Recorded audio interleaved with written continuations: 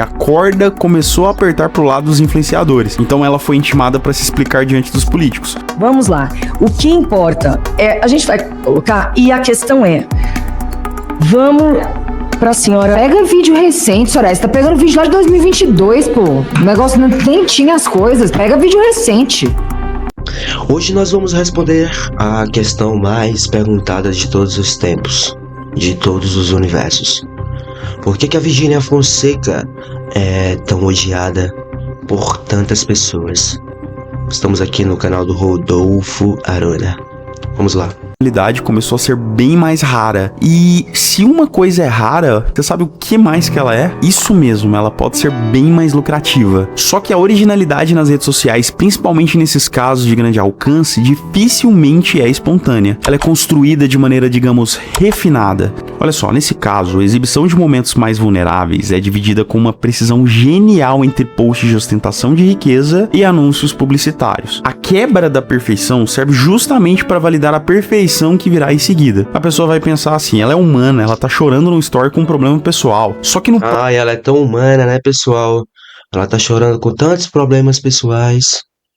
As bads. É o peso próximo story, ela aparece com uma nova e lindíssima aquisição de luxo. Nesse contexto, esse último story se torna mais humanizado por conta do story anterior. O público perdeu a ostentação porque acredita ter visto o esforço e o sofrimento real por trás dela. Essa gestão de imagem transforma a vida privada em um roteiro. Ela também tem seus momentos de descontrole e problemas pessoais. E essa estratégia funciona muito bem. E qual o principal produto da Virgínia Fonseca? Acertou quem disse que é seu estilo de vida. Existe um elemento específico nas suas aparições, sejam elas públicas ou privadas. Esse elemento é praticamente inalcançável para uma pessoa comum, mas é muito desejável. Me acompanhe nesse raciocínio: mansões, frotas de carros de luxo, viagens em jatos particulares e roupa de grifes que eu nem sei pronunciar o nome. Tudo isso é um pano de fundo para sua rotina. E essa exibição de riqueza funciona de uma maneira muito eficaz na população que possui uma realidade bem diferente. Quem está assistindo vê como uma válvula de escape da própria realidade, às vezes até de forma inconsciente. O pensamento vem assim: então se eu tivesse tudo que o dinheiro pode comprar, a minha vida seria assim. Olha só que legal. A identidade visual das marcas reflete a estética minimalista, sofisticada, com paletas de cores mais neutras e as embalagens que imitam o mercado de luxo europeu. E essa é mais uma sacada de mestre. A classe mais baixa ou a média pode comprar um pedaço dessa realidade por uma fração do preço do item de luxo.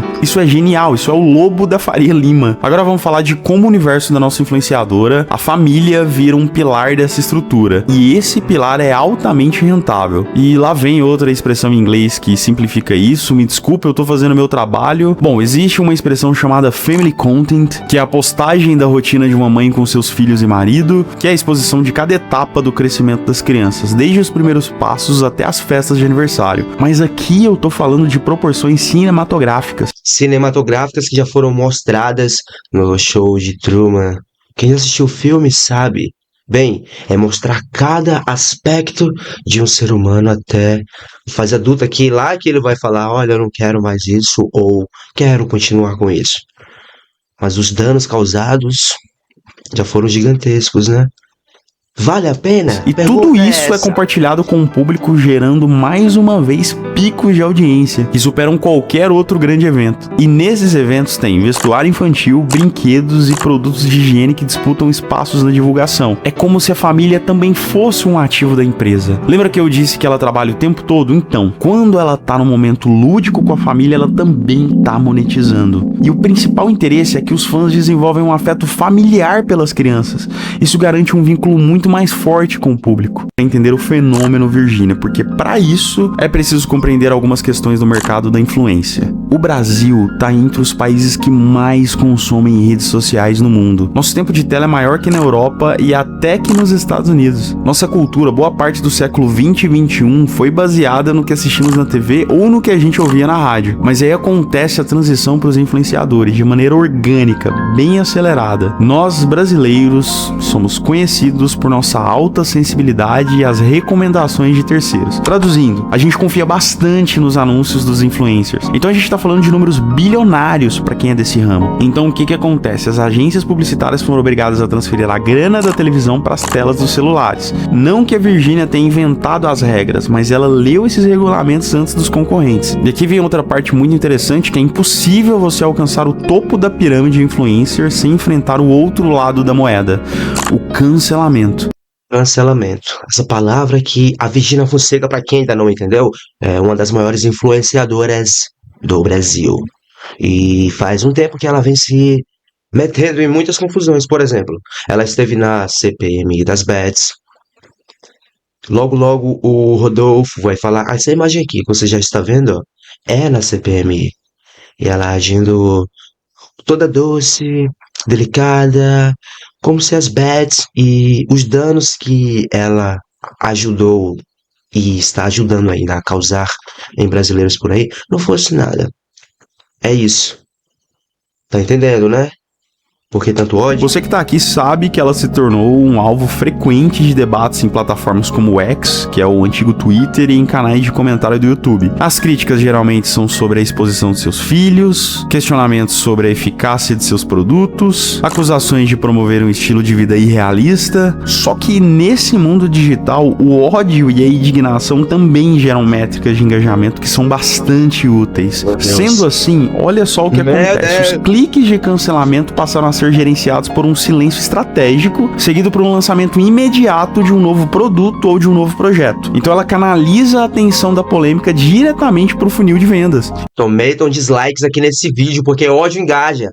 Mete dislike.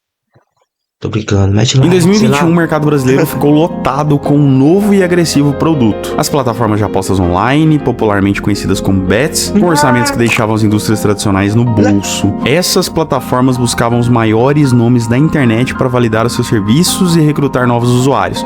Virgínia Fonseca, dada sua massiva taxa de conversão e alcance, se tornou uma das principais figuras associadas a esse mercado. A promoção dessas plataformas envolvia a exibição de telas de smartphones mostrando ganhos financeiros rápidos. Essa inclusão massiva de influenciadores de grande porte na promoção de jogos gerou uma onda de debate sobre o que é ético na sociedade. Críticos, psicólogos e economistas começaram a apontar os impactos mais severos dessa prática, especialmente sobre as classes mais pobres da população e sobre o público jovem. R$20, né, as primeiras apostas, e aí progressivamente aos poucos eu fui aumentando. Eu cheguei a fazer apostas de R$5.000 no dia. Um dia eu joguei uma faixa de uns 5.000, no outro dia eu trabalhava sem um centavo no bolso, eu querendo comer um pouco de manteiga, um cafezinho, eu não tinha esse dinheiro. E o ano passado, 2023, foi onde, de fato, eu passava um terço do meu dia fazendo apostas. Então a gente tem casos de endividamento familiar, dependência psicológica do jogo, chamado de ludopatia, e perdas financeiras que começaram a aparecer nas manchetes dos veículos de mídia do país. O questionamento da opinião pública estava na responsabilidade social do influenciador. Até que ponto uma pessoa pública pode lucrar com um serviço que ele sabe que resulta em perdas financeiras para sua audiência? Bem, então foi em 2021, pessoal. Foi em 2021 que a destruição da sociedade brasileira começou. Foi em 2021 que as bets, juntos com influenciadores e a Virgínia Fonseca, na vanguarda desse movimento, trouxe para o Brasil. Vocês viram aqui casos acontecendo bem? O ódio parece que é bem válido.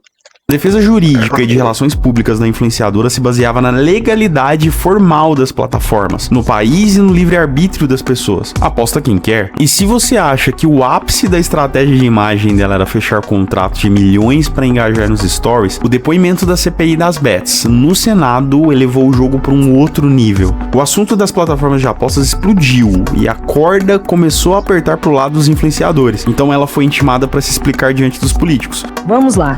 O que importa é, a gente vai colocar, e a questão é, vamos pra senhora, pega vídeo recente, senhora, você tá pegando vídeo lá de 2022, pô, o negócio nem tinha as coisas, pega vídeo recente.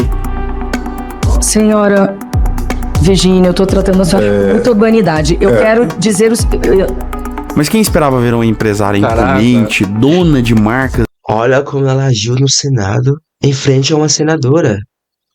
Olha o egocentrismo E a falta de responsabilidade com qualquer coisa. Obrigado, Rodolfo Arona, por separar todas essas partes da Virgínia Fonseca, porque, nossa, dá pra entender um pouco mais do porquê dos cancelamentos. Acostumado a ostentar joias e jatinhos, deu de cara com um cenário completamente diferente. No lugar de um terno de alta costura, de uma mega produção, ela apareceu no Senado com um moletom preto, largo, estampado com o rosto da filha, calça mais despojada, tênis branco, óculos de grau, cabelo solto e segurando um copo Stanley rosa. A aparência era puramente juvenil, quase infantilizada. Claro que num contexto bem diferente, mas me lembrou muito uma pessoa que também utilizou essa estratégia. Foi muito melhor adotar um arquétipo de mãe jovem comum, que ela meio que desarma o enquadramento agressivo do tribunal político. Vídeo que foi apenas a título de exemplo, um vídeo que nós baixamos, por favor. Ó. Ah, não, aí não. Eu chupei o cabelo. Diante das câmeras da TV Senado, era muito mais difícil para a opinião pública e para os próprios senadores massacrar aquela figura com cara de menina indefesa do que de uma empresária fria que lucrava alto no mercado de apostas. O clima ficou tão tranquilo que teve senador interrompendo a sessão séria para pedir vídeo mandando um abraço para a família. Um senador pedindo foto com a Virgínia Fonseca. E teve senador interrompendo a sessão séria para pedir É esse ponto que nós chegamos. vídeo mandando um abraço pra família. Enquanto rebatia as acusações, dizendo que não ficou milionária com jogos, já que sua marca de cosméticos faturou 750 milhões em um ano, o outfit serviu como um escudo. A internet, claro, entendeu a jogada, os críticos apontavam o marketing por trás de cada detalhe de produção, mas os fãs defendiam ela só queria estar confortável. O episódio da CPI deixa claro que tudo pode ser usado de maneira política. Quando a realidade aperta, a melhor defesa de um influencer desse nível pode ser literalmente vestir a carcaça da simplicidade para fazer o país esquecer o tamanho do seu império. Conforme as pessoas iam pedindo dinheiro, vendendo bens e acabando com a própria vida, a reação do público nas redes sociais começou a mudar de tom. As pessoas viam que não era entretenimento, passou a ser visto como uma exploração financeira. Comunidades começavam a compilar vídeos da Virgínia promovendo os jogos e a mostrar relatos de usuários que alegavam ter perdido economias de uma vida inteira. E essa situação chamou a atenção de órgãos como o CONAR e Na choquei, a Virgínia Fonseca fechou o contrato com a Blaze para voltar a divulgar a plataforma durante a Copa do Mundo e faturou mais 40 milhões. É a mesma pessoa que ia tomar um refrigerante e pegou o microfone no lugar do canudo.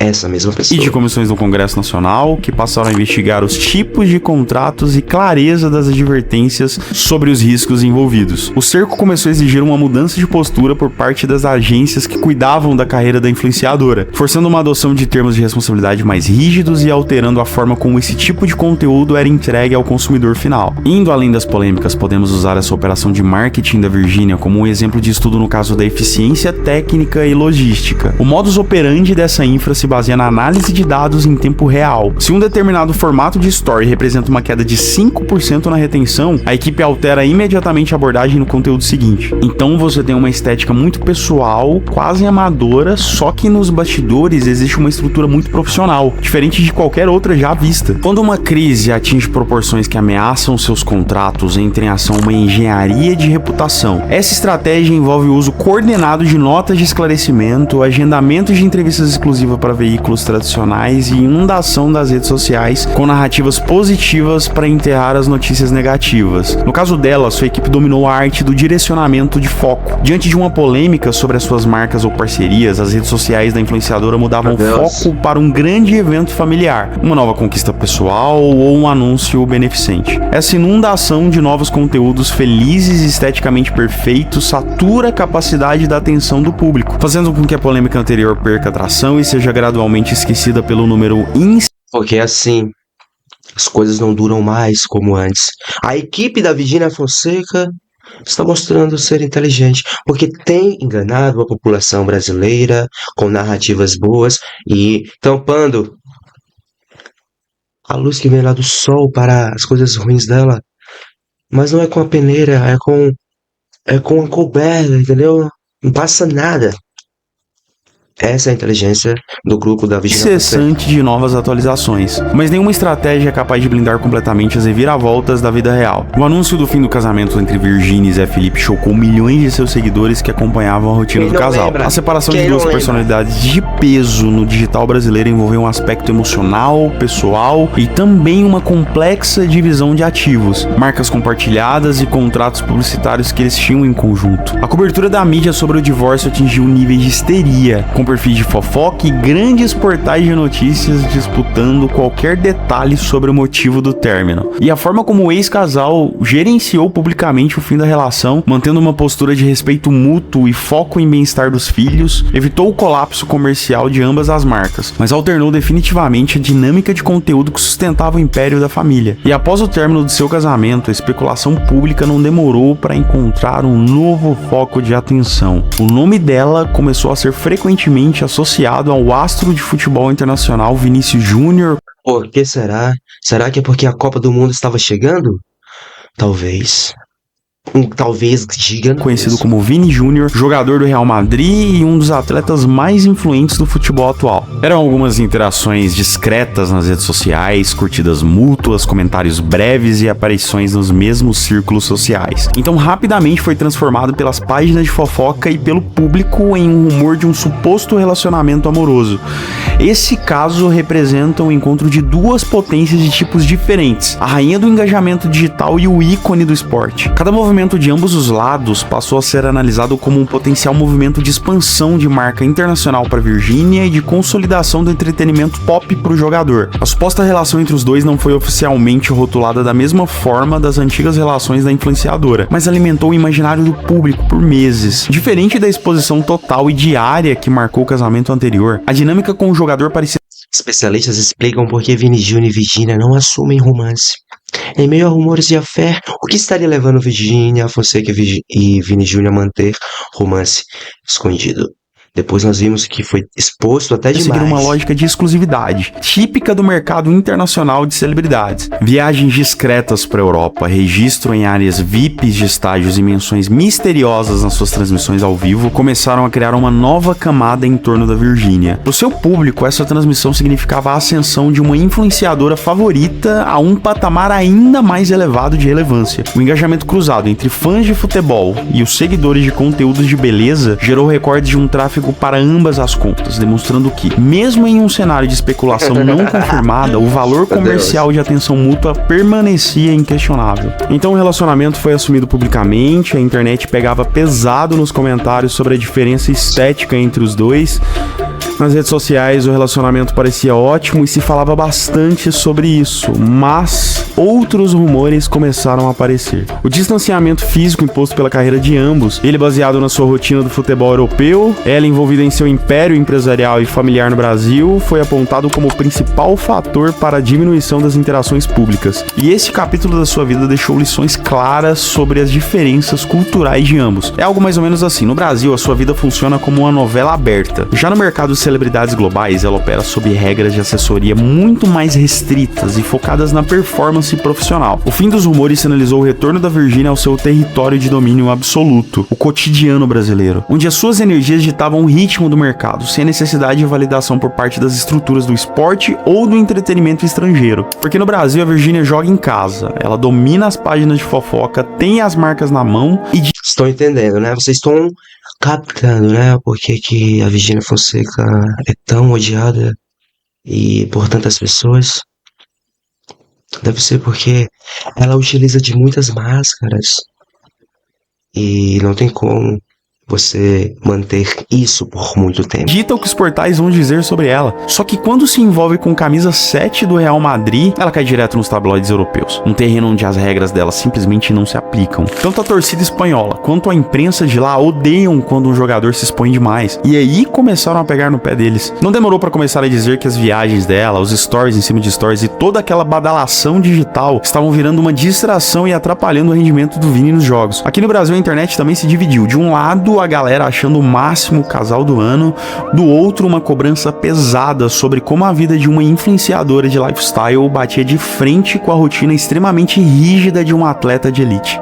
Bem, talvez Virgínia Fonseca confie em um término com Vini Júnior após 7 meses juntos. Me dediquei muito. A dedicação, ela não foi capaz de manter. Uma falsidade gigantesca, um jogo de máscaras que a Virgínia Fonseca conseguiu, por muito tempo, manter. Mas houve CPI, houve as questões das bets, houve Vini Júnior, houve o Zé Felipe. Coisas que não estão sob controle da Virgínia Fonseca.